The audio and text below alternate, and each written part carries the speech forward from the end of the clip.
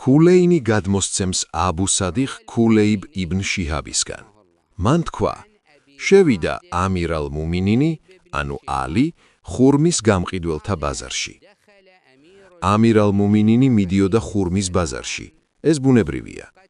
რავაიათებში ასევე მოდის, რომ ის დადიოდა სხვა ბაზრებშიც.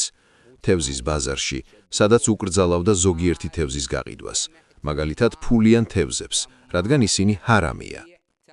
ის ასევე მიდიოდა მკერავთა ბაზარში და უბრძანებდა მათ, რომ ნაჭრის ნარჩენები დაებრუნებინათ მფლობელებისთვის. ამბობდა, როცა თქვენ კერავს ტანსაცმელს და რჩება 9 მეტრი ან მეოთხედი მეტრი, დაუბრუნეთ მფლობელს.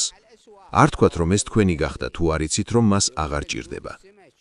ასევე უბრძანებდა, რომ ნაკერები ახლოს გაეკეთებინათ, მჭიდროდ, რადგან ზოგი სწრაფად დასრულებისთვის დიდ დაშორებას ტოვებდა ნაკერებს შორის, რაც ტანსაცმელს ადვილად ხდის დასაზიანებელს. ის მიდიოდა ყასაბების, ანუ ხორცის გამყიდველების ბაზარშიც და უკრძალავდა ელენთას გაყიდვას, რადგან მისი ჭამა ჰარამია. ცხოველის სხეულში რამდენიმე ნაწილი არის აკრძალული, მათ შორის ზურგის ტვინი, ნერვული თეთრი ნივთიერება ხერმახში, კისრის ორივე მხარეს არსებული ელასტიკური მსგავსი ნაწილები, სათესლე ჯირკვლოლები, სასქესო ორგანო და სხვა. ერთმა ყასაბმა ჰკითხა, რა განსხვავებაა ელენთასა და ღვიძლს შორის. იმამ ალიმ მოითხოვა 2 პატარა ჭურჭელი და მოიტანა ელენთა და ღვიძლი.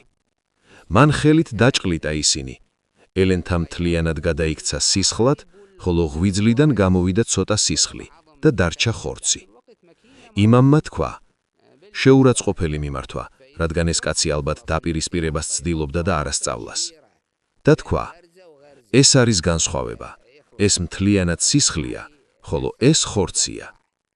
საერთოდ იმამი დადიოდა ბაზრებში, მოუწოდებდა სიკეთეს და კრძალავდა ბოროტებას.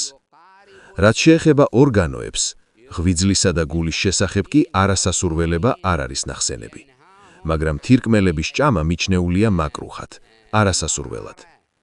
თანამედროვე მედიცინა ამბობს, რომ თირკმელები წმენს სისხლს და გამოყოფს შარდს, ამიტომ მათი ფუნქცია დაკავშირებულია სხეულის ნარჩენების გაწმენდასთან.